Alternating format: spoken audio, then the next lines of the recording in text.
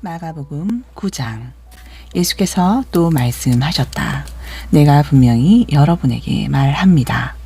여기 서 있는 사람들 중에는 죽기 전에 하나님의 나라가 큰 권능으로 임하는 것을 볼 자들도 있을 것입니다.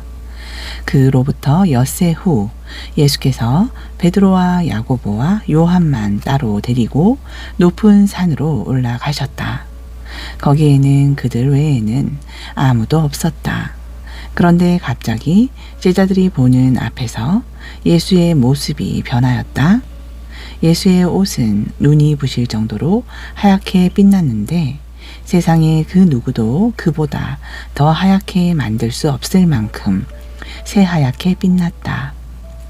그리고 제자들 앞에 홀연 엘리야와 모세가 나타나더니 예수와 말을 주고받았다. 그런 광경을 보고 베드로가 예수께 말했다. 선생님, 여기 있으니 정말로 좋습니다. 저희가 여기에 초막 세 채를 짓는 것이 어떻습니까? 한 채는 선생님을 위해서, 한 채는 모세를 위해서, 그리고 한 채는 엘리야를 위해서 짓고 싶습니다. 베드로는 정신이 하나도 없어서 자신이 무슨 말을 하고 있는지도 몰랐다. 다른 두 제자들도 큰 두려움에 사로잡혀 있었다. 그때 구름이 몰려와 그들을 덮더니 구름 속에서 소리가 들려왔다. 이는 내가 사랑하는 내 아들이다. 그러니 너희는 그의 말을 들어라.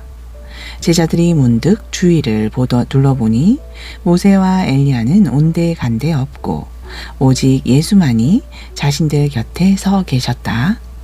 일행이 산에서 내려올 때 예수께서 세 제자에게 당부하셨다. 인자가 죽었다가 다시 살아날 때까지는 지금 본 것을 아무에게도 말하지 말아라. 세 제자들은 이 일을 마음에 담아두었다. 그러나 자기들끼리는 죽었다가 다시 살아난다는 예수님의 그 말이 무얼 뜻하는지에 대해 서로 의견을 주고받았다. 그러다가 제자들이 예수께 물었다. 선생님, 율법 교사들은 어찌하여 엘리야가 먼저 와야 한다고 말합니까? 예수께서 대답하셨다. 확실히 엘리야가 먼저 와서 모든 것을 회복시킨다.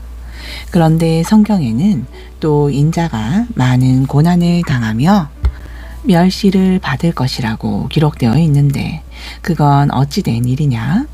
그러므로 내가 너희에게 말한다. 엘리야는 이미 왔다. 그렇지만 그를 두고 성경에 기록된 대로 사람들은 그를 자기들 마음대로 함부로 대했다. 예수 일행이 산 아래로 내려와 보니 거기에 남아있던 다른 제자들이 군중들의 에워싸인 채 율법 교사들과 논쟁을 하고 있었다. 사람들이 예수를 보자마자 모두들 몹시 놀라 달려와 인사를 했다. 예수께서 그들에게 물으셨다. 무엇을 두고 이렇게 논쟁을 하고 있었습니까? 무리 가운데 한 사람이 나서서 예수께 대답했다. 선생님, 제가 선생님께 보이려고 제 아들을 데려왔습니다. 그 아이는 귀신 들려 말을 못합니다. 게다가 발작이 일어나면 땅바닥에 넘어져 뒹굽니다. 거품을 내뿜고 이를 갈며 몸이 뻣뻣해집니다. 그래서 선생님의 제자들에게 귀신을 쫓아내 달라고 간청했지만 그들은 쫓아내지 못했습니다. 그 말을 듣고 예수께서 말씀하셨다. 이 믿음 없는 세대여, 내가 얼마나 오래 당신들과 함께 있어야 하겠소? 언제까지 당신들에 대해 참아야 하겠소? 그 아이를 당장 내게로 데려오시오. 사람들이 그 아이를 예수께 데려왔다. 그동안 아이를 사로잡고 있던 귀신은 예수를 보자마자 아이에게 심한 발작을 일으켰다. 아이는 땅에 넘어져 거품을 흘리며 뒹굴었다. 예수께서 아이의 아버지에게 물으셨다. 이 아이가 이렇게 된 지는 얼마나 되었소? 아이의 아버지가 대답했다. 어릴 때부터입니다. 한번 발작이 일어나면 아이는 불속이나 물속으로 마구 뛰어들어 죽을 고비도 아주 많이 넘겼습니다. 그러니 선생님께서 하실 수만 있다면 저희에게 자비를 베풀어 주십시오. 예수께서 그에게 말씀하셨다. 보시오, 하실 수만 있다면 이라니 그게 무슨 말이오? 믿는 자에게는 모든 일이 다 가능하오. 그러자 아이 아버지가 즉시 큰 소리로 말했다. 제가 믿습니다. 믿음이 부족한 저를 도와주십시오. 예수께서 사람들이 점점 몰려드는 것을 보시고 악한 귀신을 꾸짖으셨다. 말 못하게 하고 듣지 못하게 하는 귀신아, 내가 내게 명령한다. 그 아이에게서 당장 나와 다시는 들어가지 말라. 그러자 귀신은 큰 소리를 지르며 아이에게 심한 발작을 한번 일으키더니 아이의 몸에서 곧장 빠져나갔다. 아이는 쓰러진 채로 죽은 듯이 누워 있었다. 그 모습을 보고 많은 사람들이 쯧쯧 아이가 죽었네 라고 말했다. 그러나 예수께서 아이의 손을 잡아 일으키시자 아이가 자리에서 일어났다. 예수께서 집 안으로 들어가셨을 때 제자들이 따로 물었다. 선생님, 저희는 왜 그 귀신을 쫓아낼 수 없었습니까? 예수께서 제자들에게 대답하셨다. 이런 부류의 귀신은 오직 기도로서만 쫓아낼 수 있다. 예수 일행은 그 지역을 떠나 갈릴리 지방을 가로질러 갔다. 예수께서는 자신들의 행방을 누구에게도 알리고 싶어 하지 않으셨다. 제자들을 가르치는 중이었기 때문이다. 예수께서 제자들에게 말씀하셨다. 인자는 배신당하여 사람들에게 넘겨질 것이다. 그들은 인자를 죽이겠지만 인자는 사흘 만에 다시 살아날 것이다. 하지만 제자들은 그 말씀을 듣고도 깨닫지 못했다. 뿐만 아니라 그 말씀이 무슨 뜻인지 묻기조차 두려워했다. 예수 일행은 가버나움에 이르렀다. 어느 집 안으로 들어갔을 때 예수께서 제자들에게 물으셨다. 오는 도중에 너희가 무엇을 두고 그리 논쟁을 하였느냐? 제자들은 잠자코 대답을 하지 못했다. 누가 제일 높은지를 놓고 서로 다투었기 때문이었다. 예수께서 자리에 앉으신 후 12 제자들을 모두 불러놓고 말씀하셨다. 누구든지 첫째 가는 사람이 되려면 꼴찌가 되어 모든 사람을 섬겨야 한다. 그러면서 예수께서는 어린아이 하나를 데려다가 팔에 안으시고 말씀하셨다. 누구든지 내 이름으로 이런 어린아이 하나를 영접하면 곧 나를 영접하는 것이다. 또 누구든지 나를 영접하는 사람은 나보다는 나를 보내신 내 아버지를 영접하는 것이다. 하루는 제자 요한이 예수께 말했다. 선생님, 어떤 사람이 선생님의 이름으로 귀신을 쫓아내는 것을 보았습니다. 그러나 그 사람은 우리 일행이 아니므로 우리가 그렇게 못하도록 막았습니다. 그러자 예수께서 대답하셨다. 아니다, 막지 말아라. 내 이름으로 기적을 행한 사람이 나를 쉬이 반대하지는 않을 것이다. 우리를 반대하지 않으면 그 사람은 곧 우리를 지지하는 사람이다. 내가 너희에게 분명히 말한다. 누구든지 너희가 그리스도의 사람이라고 하여 너희에게 물 한 잔이라도 대접해 주는 사람은 반드시 보상을 받을 것이다. 그러나 나를 믿는 보잘것없는 사람 가운데 하나라도 죄를 짓게 하는 사람은 차라리 자기 목에 큰 맷돌을 달고 바다에 빠지는 편이 더 낫다. 네 손이 너로 하여금 죄를 짓게 하거든 차라리 그 손을 찍어 버려라. 그렇게 하는 편이 멀쩡한 두 손을 가지고 영원히 꺼지지 않는 지옥의 불 속에 던져지는 것보다 더 낫다. 지옥에서는 그런 자들을 파먹는 구더기도 죽지 않고 불도 꺼지지 않는다. 또 네 발이 너로 하여금 죄를 짓게 하거든 차라리 그 발을 찍어 버려라. 그렇게 하여 멀쩡한 두 발을 가지고 영원한 지옥의 불에 던져지는 것보다는 발 하나만 가지고 하나님 나라에 들어가는 편이 더 낫다. 지옥에서는 그런 자들을 파먹는 구더기도 죽지 않고 불도 꺼지지 않는다. 또 네 눈이 너로 하여금 죄를 짓게 하거든 차라리 그 눈을 빼어 버려라. 그렇게 하여 두 눈을 가지고 영원한 지옥의 불 속에 던져지는 것보다는 애꾸눈이 되더라도 하나님 나라에 들어가는 편이 더 낫다. 지옥에서는 그런 자들을 파먹는 구더기도 죽지 않고 불도 꺼지지 않는다. 거기 지옥에서는 모든 이들이 소금에 절여지듯 불에 절여질 것이다. 소금은 본래 좋은 것이다. 그러나 소금이 짠맛을 잃어버리면 그 소금은 아무 쓸모가 없다. 무엇으로써 그 소금을 다시 짜게 할 수 있겠느냐? 그러므로 너희도 심판 때에 지옥에서 불로 소금 절여지듯 하지 않으려면 이 땅에서 서로서로 소금 같은 구실을 하여 화목하게 지내도록 하여라. 10장 예수께서 그곳을 떠나 유대 지방의 남쪽을 거쳐 요단강 동편으로 가셨다. 여느 때처럼 수많은 사람들이 모여들자 예수께서는 예전처럼 그들을 가르치셨다. 그때에 바리새파 사람들 몇 명이 와서 예수를 시험하려고 이렇게 물었다. 남편이 자기 아내를 버려도 괜찮습니까? 예수께서 대답하셨다. 모세는 당신들에게 뭐라고 가르쳤소? 그들이 대답했다. 이혼 증서를 써주면 아내를 버려도 좋다고 했습니다. 예수께서 말씀하셨다.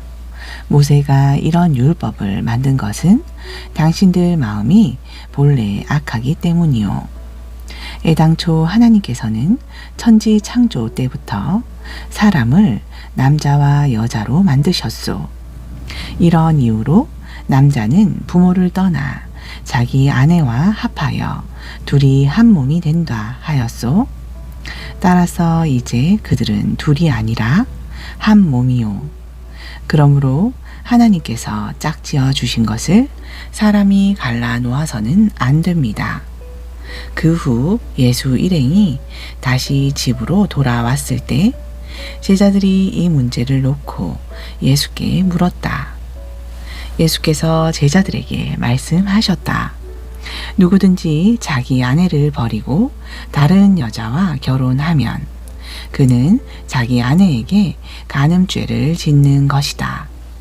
또 아내가 자기 남편을 버리고 다른 남자와 결혼하면 그 여자 역시 남편에게 간음죄를 짓는 것이다. 그때 사람들이 어린 아이들을 예수께 데리고 와서 쓰다듬어 주시기를 바랬다. 그런데 제자들은 선생님을 괴롭히지 말라고 나무라면서 그들을 돌려 보내려 하였다. 예수께서 이것을 보시고 크게 화를 내며 제자들에게 말씀하셨다. 어린 아이들이 내게로 오는 것을 막지 말아라. 하나님의 나라는 이런 어린 아이와 같은 자들의 것이다. 내가 분명히 말한다. 누구든지 어린아이와 같은 마음으로 하나님 나라를 받아들이지 않으면 결코 그곳에 들어가지 못할 것이다. 그리고 예수께서는 어린 아이들을 품에 안으시고 그들의 머리 위에 손을 얹어 축복해 주셨다. 예수께서 길을 떠나려 하시는데 어떤 청년이 달려와 예수 앞에 무릎을 꿇으며 물었다. 선하신 선생님, 영원한 생명을 얻으려면 제가 어떻게 해야 합니까? 예수께서 그 청년에게 말씀하셨다. 어찌하여 나를 선하다고 하시오? 선하신 분은 오직 하나님 한 분뿐이요. 당신은 계명을 잘 알고 있지 않소? 하나님의 계명을 보면 살인하지 말라, 간음하지 말라, 도둑질하지 말라, 거짓 증언을 하지 말라, 속여 빼앗지 말라, 네 부모를 공경하라 하고 되어 있지 않소. 그 청년이 대답했다. 선생님, 저는 어릴 때부터 이 모든 계명들을 잘 지켜왔습니다. 그러자 예수께서 그 청년을 사랑스러운 눈으로 바라보시며 말씀하셨다. 그런데 당신에게 한 가지 부족한 것이 있소. 가서 당신이 가진 것을 다 팔아 가난한 사람들에게 나누어 주시오. 그리하면 하늘에서 보화를 얻게 될 것이오. 그런 다음에 다시 와서 나를 따르시오. 이 말씀을 듣자 그 청년은 침통한 표정을 짓더니 슬퍼하며 예수를 떠나갔다. 그 청년은 많은 재물을 가진 큰 부자였기 때문이었다. 예수께서 제자들을 둘러보시며 말씀하셨다. 부자가 하나님의 나라에 들어가기란 참으로 어려운 일이다. 이 말씀을 듣고 제자들이 크게 놀라며 의아해하자 예수께서 다시 제자들에게 말씀하셨다. 얘들아, 하나님의 나라에 들어가기가 얼마나 어려운지 모른다. 부자가 하나님의 나라에 들어가는 것보다 차라리 낙타가 바늘 위로 빠져나가는 것이 더 쉽다. 제자들은 더욱 놀라며 의아해했다. 그러면 선생님, 이 세상에서 구원받을 사람이 도대체 누가 있겠습니까? 예수께서 제자들을 유심히 바라보시다가 말씀하셨다. 사람의 힘으로는 절대 불가능하다. 그러나 하나님으로서는 모든 것이 가능하다. 그때 베드로가 예수께 말했다. 선생님, 보시다시피 저희는 모든 것을 버리고 주님을 따랐습니다. 예수께서 대답하셨다. 내가 진정으로 너희에게 말한다. 누구든지 나를 위하여 또 복음을 위하여 자기 집이나 형제나 자매나 어머니나 아버지나 자녀나 재산을 버린 사람은 지금 이 세상에서 핍박도 함께 받겠지만 자신이 버린 것들을 100배로 돌려받을 것이다. 그러나 무엇보다 장차 오는 세상에서는 영원한 생명을 얻게 될 것이다. 그러나 그런 자들 가운데서도 먼저 된 사람이 나중되고 나중된 사람이 먼저 되는 일이 많을 것이다.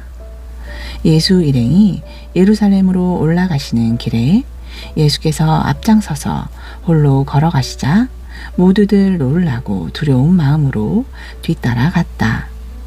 예수께서 다시 12 제자를 자기 곁에 불러 모으시고 정차 자신에게 닥칠 일을 일러주셨다. 보라, 우리가 예루살렘에 도착하면 인자는 배신을 당하여 대제사장들과 율법 교사들의 손에 넘겨질 것이다. 그들은 인자를 죽이기로 결정한 후 이방인들에게 넘길 것이다. 그러면 이방인들은 인자를 조롱하고 침뱉고 채찍으로 때린 뒤 마침내 죽일 것이다. 그러나 인자는 사흘 만에 무덤에서 다시 살아날 것이다. 그때에 세베대의 2 아들인 야고보와 요한이 예수 곁으로 와서 말했다. 주님, 저희 소원을 들어주십시오. 예수께서 물으셨다. 너희가 무엇을 원하느냐? 그들이 말하였다. 주께서 영광의 자리에 앉으실 때 저희 가운데 한 명은 주님의 오른편에 또 한 명은 주님의 왼편에 앉게 해 주십시오. 예수께서 대답하셨다. 너희가 지금 내게 요청하는 것이 과연 무엇을 뜻하는 것인지나 알고 하는 말이냐? 너희는 내가 마셔야 할 쓴 잔을 마실 수 있느냐? 내가 받아야 할 고난의 세례를 받을 수 있느냐? 그들이 대답했다. 예, 저희는 할 수 있습니다. 그러자 예수께서 말씀하셨다. 그렇다. 너희는 내가 마시는 잔을 마시게 될 것이고 내가 받는 세례를 받게 될 것이다. 하지만 너희를 내 오른편이나 왼편에 앉게 할 권한은 내게 없다. 그 자리는 하나님께서 이미 정해 놓으신 사람들에게 돌아갈 것이다. 다른 10 제자들이 이 일을 듣고 야고보와 요한에게 분노하자 예수께서 그들을 불러놓고 말씀하셨다. 너희도 알다시피 세상의 왕이나 위정자들은 백성들 위에 군림하면서 권력을 휘두른다. 그러나 너희는 결코 그래서는 안 된다. 너희 중에 누구든지 큰 자가 되기를 원하는 사람은 먼저 너희를 섬기는 자가 되어야 한다. 또 너희 중에 으뜸이 되기를 원하는 사람은 먼저 모든 이들의 종이 되어야 한다. 인자는 섬김을 받으러 온 것이 아니라 섬기러 왔고 많은 사람들을 구하기 위하여 자기 목숨을 내어주려고 온 것이다. 예수와 제자들이 여리고 성읍에 들렀다가 뒤따르는 많은 사람들과 함께 성읍을 떠날 때였다. 그때에 디메오의 아들 바디메오라는 맹인 거지가 길가에 앉아 있다가 나사렛 예수가 그 길로 지나가신다는 말을 듣고 소리를 지르기 시작했다. 다윗의 자손이신 예수여, 저에게 자비를 베풀어 주십시오. 그러자 많은 사람들이 그를 나무라며 조용히 하라고 했다. 그러나 그는 더욱더 큰 소리로 다윗의 자손이시여, 저에게 자비를 베풀어 주십시오 하고 외쳤다. 예수께서 걸음을 멈추시며 말씀하셨다. 그 사람을 불러오시오. 사람들이 그 맹인에게 가서 일러 주었다. 기운을 내어 자리에서 일어나라. 그분이 당신을 부르신다. 그러자 그 맹인은 겉옷을 벗어 던지고 벌떡 일어나 예수께로 왔다. 예수께서 물으셨다. 내가 당신에게 무엇을 해주기를 바라오? 맹인이 대답했다. 선생님, 눈을 뜨고 싶습니다. 예수께서 말씀하셨다. 이제 가시오. 당신의 믿음이 당신을 낫게 하였소. 그러자 그 즉시 맹인은 눈을 떠 보게 되었다. 그리고 예수를 따라 나섰다. 11장. 예수 일행이 예루살렘에 거의 다 와서 올리브산 근처에 있는 벳바게와 베다니에 이르렀을 때였다. 예수께서 2 제자를 먼저 보내시며 말씀하셨다. 너희 둘은 너희들 앞에 보이는 마을로 들어가라. 마을에 들어서면 아직 아무도 타 본 적이 없는 새끼 나귀 1마리가 매여 있을 것이다. 그 나귀를 풀어 이리로 끌고 오너라. 만일 어느 누가 왜 이러는 거요? 하고 묻거든 우리 주님께서 잠시 쓰시겠답니다. 쓰신 다음에는 곧장 다시 돌려보내 주실 것입니다. 하고 대답하여라. 2 제자가 마을 어귀에 가서 보니 과연 어린 나귀가 집 앞 길가에 매여 있었다. 그래서 매듭을 풀고 있는데 거기 서 있던 사람들이 물었다. 왜 나귀를 풀고 있는 거요? 그러자 제자들은 예수께서 일러주신 대로 말했다. 그랬더니 그들이 그렇게 하시오 하고 허락하였다. 제자들이 새끼 나귀를 끌고 와서 자기들의 겉옷을 벗어 나귀 등에 얹어 놓자 예수께서 올라타셨다. 그러자 많은 사람들이 겉옷을 벗어 길 위에 펴놓고 나뭇가지를 꺾어다가 깔아 놓기도 했다. 앞장선 사람들과 뒤따라가는 사람들이 모두 다 한 목소리로 외쳤다. 호산나, 복되도다. 주님의 이름으로 오시는 분이여. 복되도다.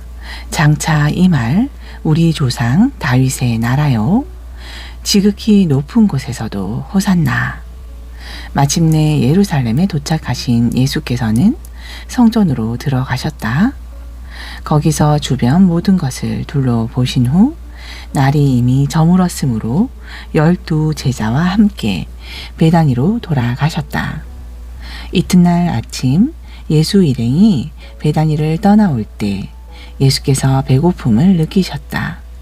그때에 잎이 무성한 무화과 나무가 멀지 않은 곳에 서 있는 것을 보시고 예수께서는 혹시 따먹을 열매가 달려 있을까 싶어 가까이 가셨다. 그러나 온통 잎사귀 뿐이고 아무 열매도 없었다. 무화과 철이 아니었기 때문이었다. 예수께서 그 무화과 나무를 향해 저주하셨다. 이제 다시는 누구도 너에게서 열매를 따먹는 사람이 없게 될 것이다. 제자들도 모두 이 말씀을 들었다. 예수 일행이 예루살렘에 도착하자 예수께서는 성전으로 가셔서 성전 뜰에서 물건을 팔고 사는 사람들을 전부 내쫓으셨다. 도움 바꾸어주는 자들의 탁자와 비둘기 장수들의 의자를 둘러 엎으셨다.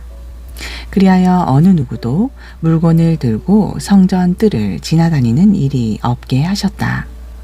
그런 후 예수께서 사람들을 가르치며 말씀하셨다. 성경에 보면 내 집은 만민이 기도하는 집이다 라고 기록되어 있지 않소. 그런데 당신들은 이 성전을 강도의 소굴로 만들어 버렸소.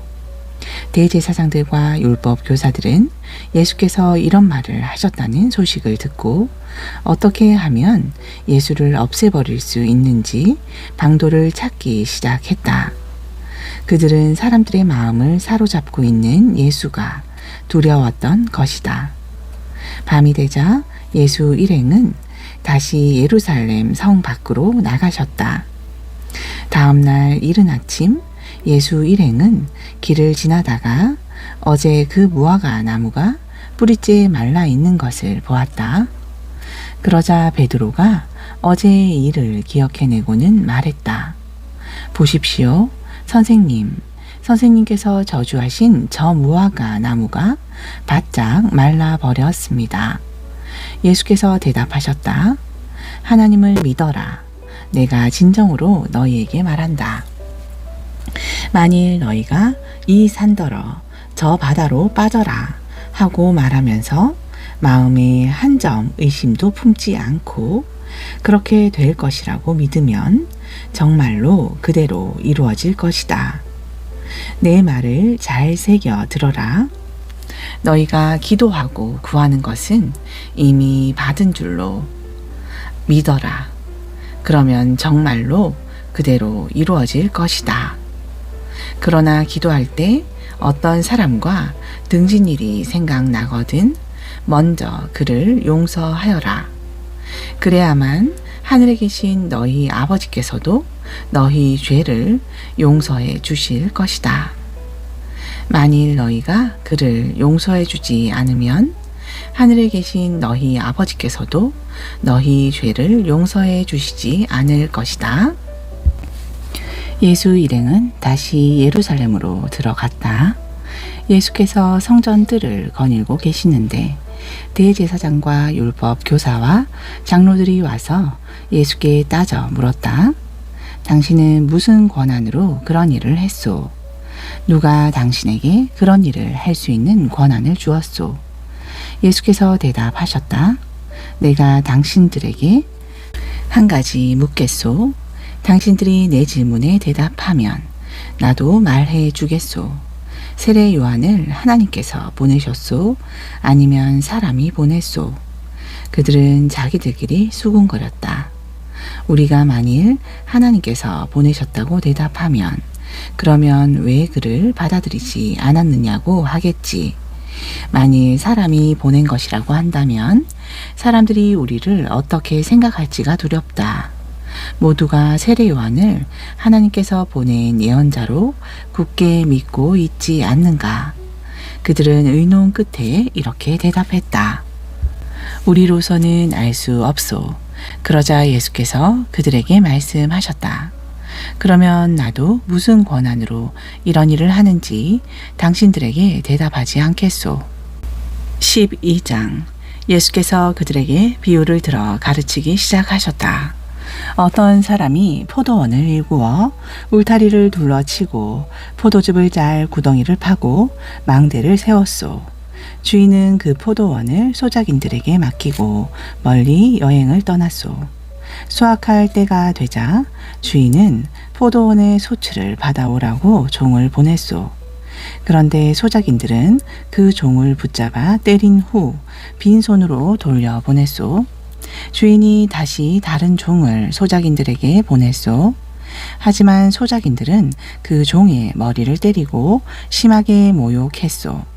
주인이 또 다른 종을 보냈더니 이번에는 그 종을 죽여버렸소.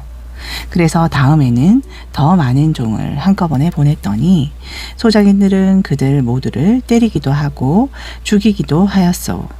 이제 포도원으로 보낼 사람이라고는 주인이 가장 사랑하는 아들 뿐이었소.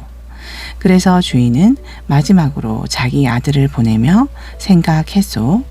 아무리 그래도 내 아들만은 존중해 주겠지. 그러나 소작인들은 주인의 아들이 오는 것을 보고 서로 수군거렸소. 저 사람은 포도원의 상속자다. 그러니 그를 죽여버리자. 그러면 포도원은 우리 차지가 되겠지.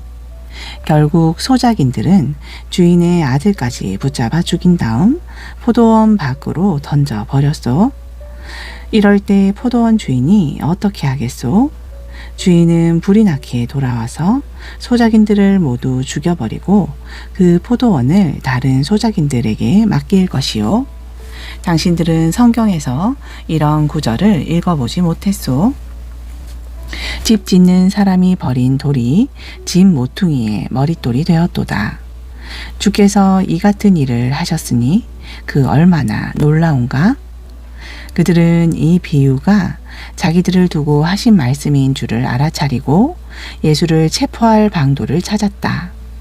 하지만 군중이 두려웠기 때문에 예수께 손을 대지 못하고 그냥 가버렸다. 그들은 예수의 말에서 예수를 체포할 빌미를 잡기 위해 바리새파 사람들과 헤롯 당원 몇 사람을 예수께 보냈다. 그들이 예수께 와서 말했다. 선생님, 우리는 선생님이 진실한 분이신 줄로 알고 있습니다. 선생님은 어느 누구에게도 얽매이지 않고 하나님의 길을 참되게 가르치는 분이신 줄로 압니다. 그러니 우리에게 가르쳐 주십시오. 로마 황제에게 세금을 바치는 것이 옳습니까? 아니면 바치지 않는 것이 옳습니까? 우리가 세금을 바쳐야 할까요? 바치지 말아야 할까요? 예수께서 그들의 속셈을 아시고 말씀하셨다. 어찌하여 당신들은 나를 시험하여 나에게 덫을 놓으려고 하는 것이요? 데나리온 한 잎을 가져와서 나에게 보여주시오. 그러면 가르쳐 주겠소. 그들이 동전을 가져오자 예수께서 물으셨다. 이 동전에 새겨진 초상이 누구요? 누구라고 글씨가 새겨져 있소? 그들이 대답했다. 로마 황제의 얼굴이고 로마 황제라는 글씨가 새겨져 있습니다. 그러자 예수께서 그들에게 말씀하셨다. 로마 황제의 것은 로마 황제에게 바치고 하나님의 것은 하나님께 바치시오. 그들은 예수의 대답에 입을 다물지 못하고 크게 놀라며 감탄했다. 부활이란 있을 수 없다고 주장하는 사두개파 사람들이 예수께 와서 물었다. 선생님, 모세의 율법에는 형이 자식 없이 죽으면 동생이 형수와 결혼하여 형의 이름으로 자식을 낳아 주어야 한다고 기록되어 있습니다. 그런데 어느 집안에 7 형제가 있었습니다. 맏형이 결혼했는데 자식 없이 죽자 둘째가 형수와 결혼했습니다. 그런데 둘째도 자식 없이 죽자 셋째가 또 형수와 결혼했습니다. 그러나 셋째 역시 자식 없이 죽었습니다. 이렇게 해서 차례로 7째까지 형수와 다 결혼했지만 모두 자식 없이 죽었습니다. 그러다가 마침내 그 여자도 죽었습니다. 이런 경우에 부활의 때가 되면 그 여자는 누구의 아내가 되어야 합니까? 7 형제가 모두 한 여자를 아내로 삼았는데 말입니다. 예수께서 그들에게 대답하셨다. 당신들이 성경도 모르고 하나님의 능력도 모르기 때문에 그런 잘못된 생각을 하는 것이요. 사람이 죽음에서 다시 살아나는 부활의 때에는 결혼을 하지 않소. 장가도 가지 않고 시집도 가지 않소. 그때에는 사람들은 하늘 나라에 있는 천사들처럼 될 것이요. 죽음에서 다시 살아나는 것에 관해 말해 봅시다. 당신들은 모세의 책에서 떨기 나무가 불타는 가운데 하나님께서 모세에게 한 말을 읽어보지 못했소. 곧 나는 아브라함의 하나님이요 이삭의 하나님이요 야곱의 하나님이다 라고 하시지 않았소. 하나님께서는 죽은 자들의 하나님이 아니라 살아있는 자들의 하나님이시오. 그러니 당신들 생각이 크게 잘못된 것이요. 율법 교사들 가운데 한 명이 거기에서 토론하는 것을 듣고 있었다. 그는 예수께서 답변을 아주 잘 하시는 것을 보고 예수께 또 물었다. 모든 계명들 중에서 어느 것이 첫째 가는 계명입니까? 예수께서 대답하셨다. 가장 중요한 계명은 이것이요. 곧 이스라엘아 들으라. 우리 하나님 주께서는 유일하신 분이다. 그러므로 네 마음을 다하고 내 목숨을 다하고 네 생각을 다하고 내 힘을 다하여 주님이신 너의 하나님을 사랑하라. 그리고 둘째 가는 계명은 내 이웃을 내 몸과 같이 사랑하라 하는 것이요. 이 두 계명보다 더 크고 중요한 계명은 없소. 그러자 그 율법 교사가 말했다. 선생님, 하나님께서는 한 분뿐이시고 그분 외에는 다른 이가 없다고 하신 말씀은 과연 옳은 말씀입니다. 또 마음을 다하고 지혜를 다하고 힘을 다하여 하나님을 사랑하는 것과 이웃을 자기 몸과 같이 사랑하는 것이 번제물과 희생 제물을 바치는 것보다 훨씬 더 중요합니다. 예수께서 그 사람의 현명한 대답을 들으시고 말씀하셨다. 당신은 하나님 나라에서 멀리 떨어져 있지 않소. 그 후부터는 아무도 감히 예수께 더 묻는 사람이 없었다. 예수께서 성전의 뜰에서 사람들을 가르치실 때 이렇게 말씀하셨다. 어찌하여 율법 교사들은 그리스도를 다윗의 자손이라고 합니까? 성령의 감화를 받은 다윗은 친히 이렇게 말했습니다. 곧 주님께서 나의 주께 말씀하셨다. 내가 네 원수들을 네 발 아래 굴복시킬 때까지 너는 내 오른편에 앉아 있어라. 이렇듯 다윗은 그리스도를 주라고 불렀는데 어떻게 그리스도가 다윗의 자손이 될 수 있겠습니까? 예수의 이 같은 가르침을 많은 사람들이 기쁘게 받아들였다. 예수께서 또 가르치시면서 이렇게 말씀하셨다. 여러분은 율법 교사들을 조심하십시오. 그들은 긴 예복을 입고 장터를 돌아다니면서 인사받기를 좋아합니다. 또한 그들은 회당에서 제일 높은 자리만 찾고 잔치집에서도 윗자리에만 앉습니다.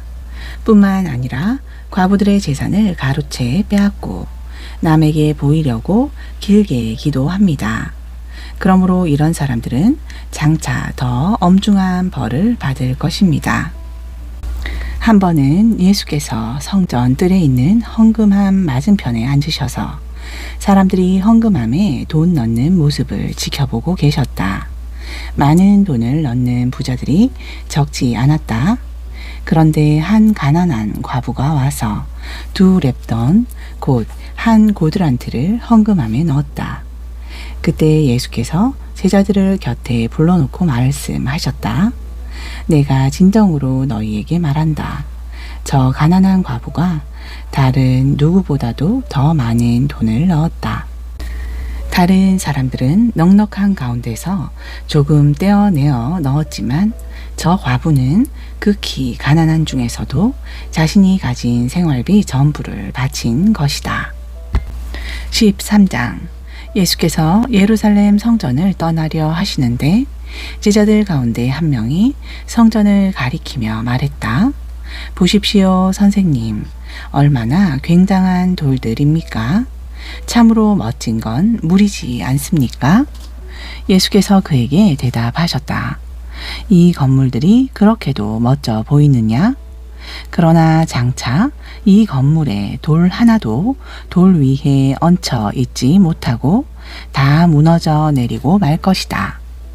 예수께서 예루살렘 성전 맞은편에 올리브 산에 앉아 계실 때 베드로와 야고보와 요한과 안드레가 따로 예수께 와서 물었다. 선생님, 저희에게 말씀해 주십시오. 언제 그런 일이 닥치겠습니까? 그러한 재난이 일어나기 전에 어떤 징조가 있겠습니까? 예수께서 그들에게 말씀하셨다. 너희는 미혹당하지 않도록 조심하라. 많은 사람들이 내 이름으로 와서는 내가 그리스도다 라고 주장하면서 많은 사람들을 속일 것이다. 또 여기저기에서 전쟁이 일어났다는 소문을 듣게 되어도 너희는 놀라지 말아라. 그런 일이 반드시 일어날 것이지만 그것이 아직 마지막 때는 아니다. 민족과 민족, 나라와 나라가 서로 대적하여 일어날 것이고 온 땅의 도처에서 지진이 일어나며 곳곳에 사람들이 기근으로 고통을 받을 것이다. 그러나 이런 일들은 아직 시작일 뿐이다. 너희는 정신을 바짝 차려라. 너희는 법정에 넘겨질 것이고 회당에서 매를 맞을 것이다. 나를 따른다는 이유로 위정자들과 왕들 앞에 서서 증언을 하게 될 것이다. 명심하여라. 세상 끝날이 오기 전에 먼저 복음이 온 땅의 모든 민족들에게 전파되어야 한다. 너희가 붙잡혀 가서 재판을 받을 때는 사람들 앞에서 무슨 말을 할까 미리 염려하지 말아라. 무엇이든 그때그때 너희에게 주어지는 말을 하여라. 말하는 이는 너희가 아니라 성령이시다. 그때에는 형제가 형제를, 아버지가 자식을 배반하여 죽게 할 것이고 또한 자식들도 부모를 배반하여 죽게 할 것이다. 또한 너희가 내 사람이라는 이유로 세상 사람들에게 미움을 받을 것이다. 그러나 견뎌라. 끝까지 견디는 사람은 마침내 구원을 얻을 것이다. 멸망케 하는 가증한 것이 성전에 서 있는 것을 보거든 읽는 사람은 깨달아라. 유대에 있는 사람들은 얼른 산으로 피신하라. 지붕에 있는 사람은 아래로 내려오지 말고 물건을 가지러 집 안으로 들어가지도 말라. 들판에 있거든 돈이나 옷을 가지러 집으로 돌아가지 말라.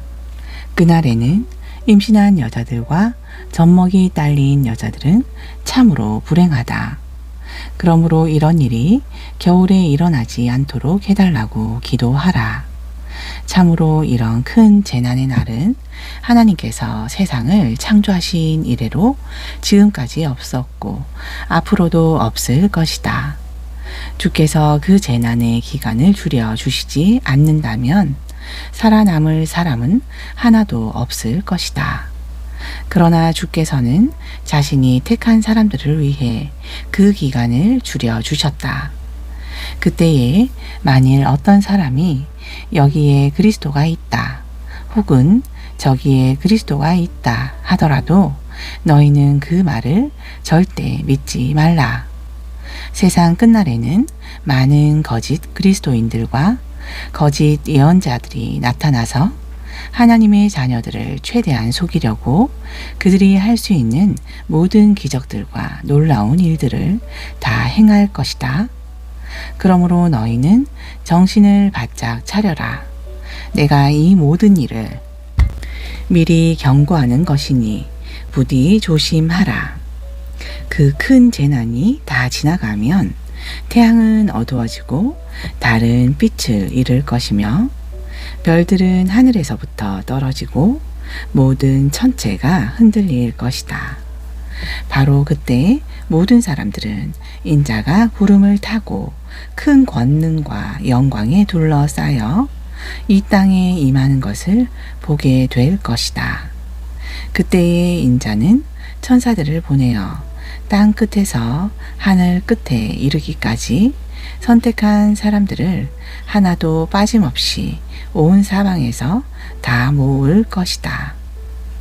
너희는 무화과 나무를 보고 교훈을 배워라. 그 가지가 연해지고 잎이 돋으면 너희는 여름이 가까웠다는 것을 알아차린다. 이와 마찬가지다. 너희도 이런 일들이 일어나는 것을 보거든 인자가 문 앞에 와 있다는 것을 알라. 내가 분명히 너희에게 말한다. 이 세대가 지나가기 전에 이 모든 일들이 일어날 것이다. 하늘과 땅은 없어질지라도 내 말은 영원토록 없어지지 않을 것이다. 그러나 이런 일이 일어날 재림의 그날과 그 시각은 아무도 모른다. 하늘에 있는 천사들도 모르고 나조차도 모른다. 오직 하늘 아버지만이 아신다. 그러므로 언제 그 일이 일어날지 모르니 너희는 항상 정신을 차리고 깨어 있으라. 인자가 오는 것은 어떤 집주인이 멀리 여행을 떠나는 것에 비유할 수 있다. 그 집주인은 집을 떠나면서 종들에게 각자 해야 할 일을 맡기고 문지기에게는 자기가 돌아올 때까지 깨어 있으라고 당부한다. 그러므로 깨어 있으라. 집주인이 돌아올 시각이 저녁일지 한밤중일지 이른 새벽일지 아니면 날이 밝아올 때일지 너희가 알지 못하기 때문이다. 집주인이 갑자기 돌아왔을 때 너희가 잠자고 있는 일이 없도록 조심하라. 정신을 바짝 차리고 항상 깨어 있도록 하라. 그렇다. 깨어 있어라.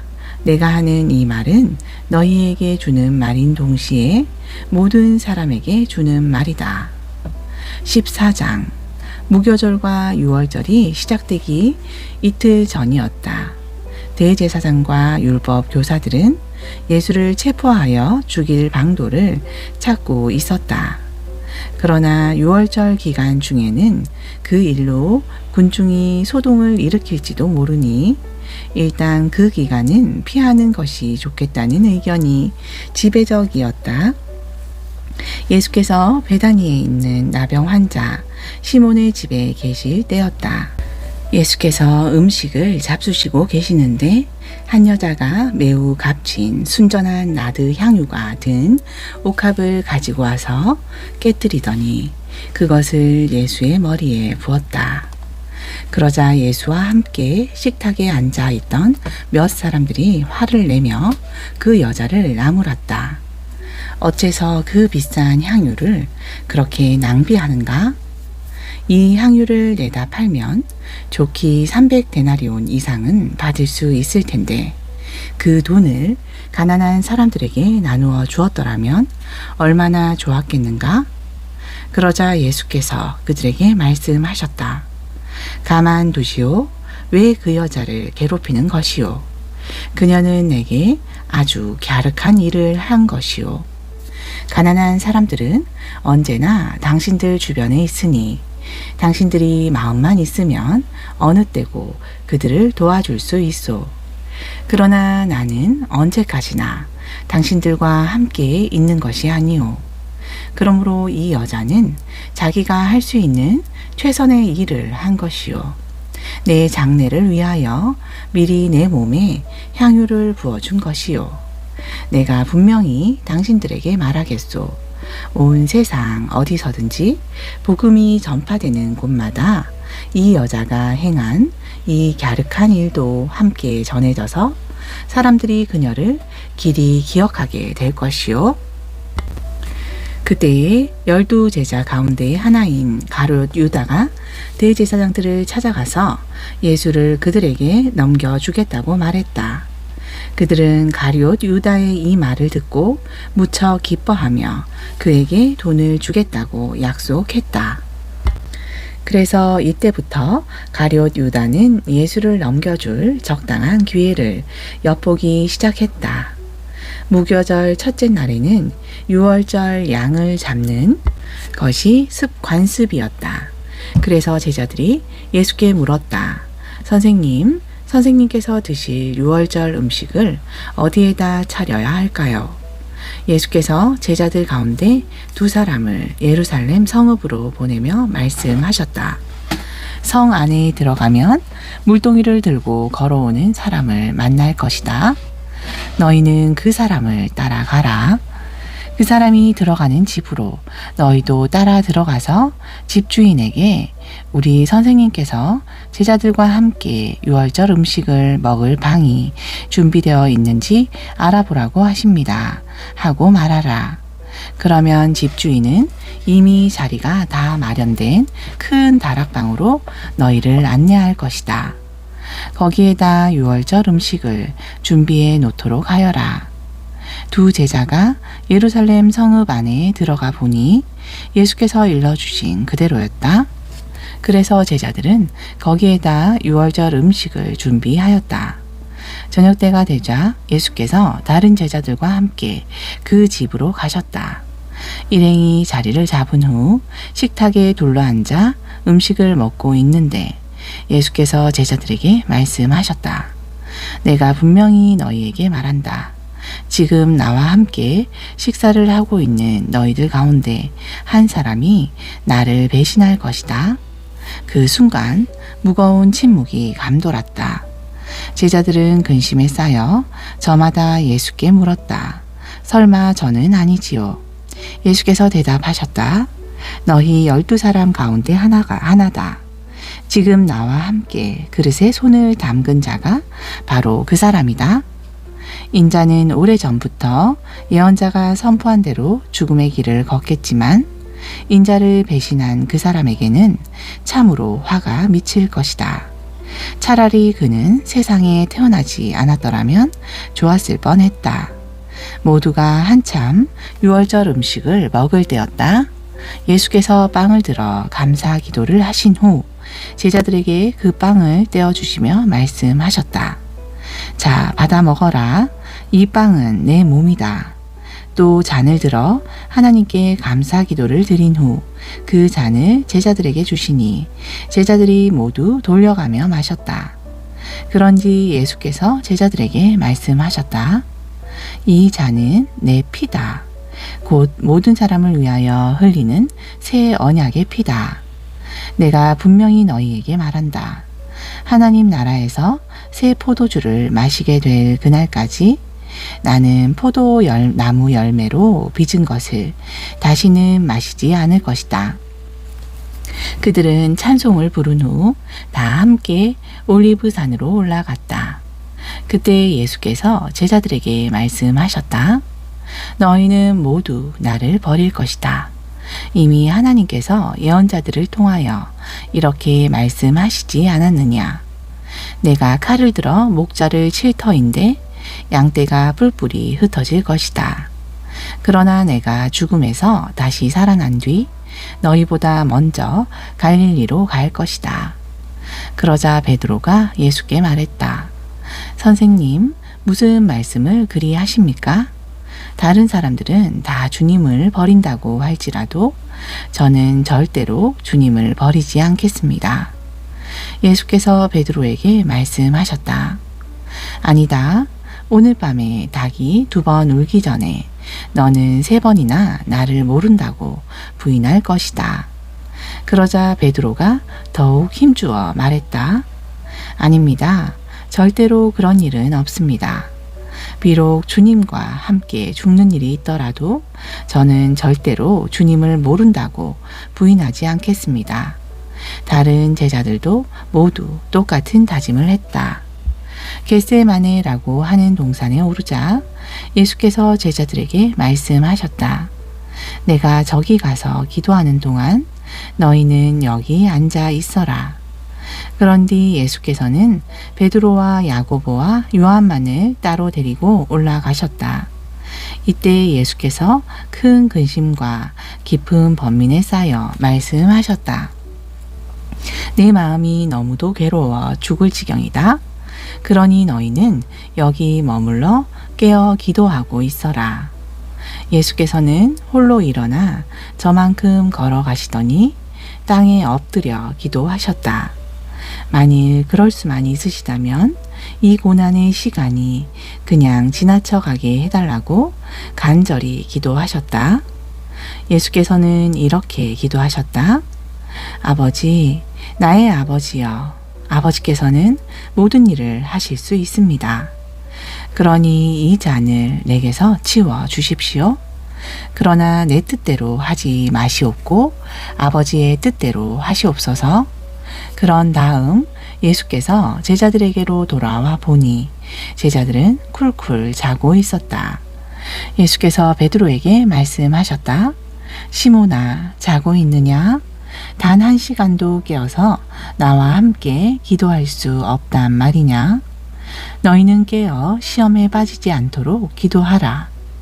아, 너희가 마음만으로는 원하면서도 육신이 약하구나. 그런 뒤 예수께서는 다시 저만큼 걸어가신 다음 똑같은 말씀으로 다시금 기도하셨다. 그리고 다시 돌아와 보시니 제자들은 여전히 자고 있었다. 너무나 졸려서 그들은 눈을 뜨고 있을 수가 없었던 것이다. 제자들은 예수께 무슨 말을 해야 할지 몰랐다. 예수께서 3번째로 기도하고 돌아오신 후 제자들에게 말씀하셨다. 아직도 자고 있느냐? 그쯤 쉬었으면 되었다. 이제는 때가 되었다. 보라, 인자가 죄인들의 손에 넘겨질 때가 이르렀다. 자, 어서 일어나 가자. 나를 넘겨줄 자가 가까이 와 있다. 예수의 말씀이 채 끝나기도 전에 12 제자 가운데 하나인 가룟 유다가 나타났다. 그리고 그와 함께 온 무리들은 손에 칼과 몽둥이를 들고 있었다. 대제사장과 율법 교사와 장로들이 보낸 일당이었다. 가룟 유다는 그들에게 내가 껴안고 입맞추는 사람이 바로 예수이므로 실수 없이 그를 붙잡도록 하시오 하고 미리 말해둔 터였다. 가룟 유다는 곧장 예수께 다가가 선생님 하고 부르면서 다정하게 껴안고 입을 맞추었다. 그러자 일당들은 우르르 달려들어 재빨리 예수를 붙잡았다. 그때 예수 곁에 서 있던 사람 가운데 하나가 얼른 칼을 빼어 대제사장의 종을 힘껏 내리쳐서 그의 귀를 베어 버렸다. 예수께서 일당들에게 말씀하셨다. 당신들이 칼과 몽둥이를 들고 나를 잡으러 오다니 내가 강도라도 된단 말이오? 내가 날마다 성전 뜰에서 가르칠 때는 왜 나를 잡지 않았소? 하지만 이제 내게 이런 일이 일어나는 것은 성경의 예언이 이루어지기 위한 것이오. 그러는 동안에 예수의 제자들은 모두 예수를 버리고 각기 뿔뿔이 흩어져 어디론가 달아나 버렸다. 그런데 그때 한 청년이 몸에 3배 혼이불만을 두른 채 예수를 뒤따라가고 있었다. 그래서 일당들이 그를 붙잡으려고 하자 그 청년은 혼이불을 던져버리고 알몸으로 재빨리 달아났다. 일당들은 예수를 대제사장의 집으로 끌고 갔다. 그러자 다른 대제사장들과 율법 교사들과 장로들이 금방 모여들었다. 베드로는 멀찍이 떨어져서 예수를 뒤따라 대제사장의 집 안뜰까지 들어왔고 거기서 경비병들 틈에 웅크리고 앉아 불을 쬐고 있었다. 대제사장들과 모든 공회 의원들이 예수를 죽이기 위해 증거를 찾으려고 애썼지만 아무것도 찾을 수가 없었다. 많은 사람들이 예수에 대해 거짓으로 증언을 해댔지만 서로 일치하지 않았다. 그들 가운데 몇 사람이 자리에서 일어나 이렇게 거짓 증언을 했다. 우리는 저 사람이 사람의 손으로 지은 이 성전을 허물어 버리고 사흘 만에 다시 짓겠다 라고 말하는 것을 똑똑히 들었습니다. 그러나 그들이 하는 증언들도 서로 들어맞지 않았다. 그러자 대제사장이 그들 앞으로 나와서 예수께 물었다. 그대는 아무 말도 하지 않을 작정인가? 이 사람들이 그대에게 불리한 증언을 하고 있지 않은가? 하지만 예수께서는 입을 다무시고 침묵으로 일관하셨다. 대제사장이 다시 물었다. 그대는 하나님의 아들 그리스도인가? 예수께서 대답하셨다. 그렇소, 내가 바로 그요. 당신들은 인자가 하나님의 오른편에 앉아 있는 것과 하늘 구름을 타고 다시 오는 것을 보게 될 것이요. 그러자 대제사장이 자기 옷을 찢으며 말했다. 더 이상 무슨 증언이 필요하겠소? 하나님을 모독하는 저 사람의 말을 지금 우리 모두가 직접 들었소. 자, 여러분은 어떻게 생각하시오? 그러자 그들은 모두 예수를 사형에 처해야 마땅하다고 결론 지었다. 그들 가운데 더러는 예수께 침을 뱉었고 더러는 예수의 얼굴을 가린 후에 주먹으로 치면서 누가 너를 쳤는지 어디 한번 알아맞혀 보아라 하고 조롱하였다. 경비병들도 예수를 끌고 가 손바닥으로 뺨을 마구 때렸다. 그러는 동안 베드로는 대제사장 집의 뜰 아래쪽에 있었다.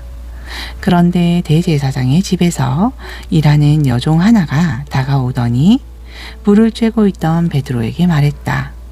당신도 저 나사렛 사람 예수와 함께 다니던 사람이지요? 그러자 베드로는 곧 부인하며 말했다. 도대체 무슨 소리를 하는 건지 모르겠군. 그러고서 베드로는 얼른 바깥 뜰로 나가 버렸다. 그 여종은 베드로가 거기 서 있는 것을 보고는 곁에 있는 사람들에게 또다시 말했다. 이 사람은 예수와 한패인 것이 틀림없어요. 그러자 베드로는 또다시 예수를 모른다고 부인하였다. 조금 뒤 곁에 서 있던 사람들이 다시 베드로에게 말했다. 당신도 갈릴리 사람이니 예수와 한패인 게 틀림없소. 그러자 베드로는 맹세까지 하면서 부인했다. 도대체 무슨 소리를 하는 겁니까? 나는 그 사람을 만난 적도 없소. 내 말이 거짓이라면 1000벌이라도 받겠소. 바로 그때 닭이 2번째로 울었다. 그제서야 베드로는 닭이 2번 울기 전에 너는 3번이나 나를 모른다고 부인할 것이다 라고 경고하신 예수의 말씀이 떠올랐다.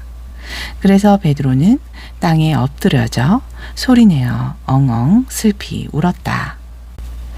아멘.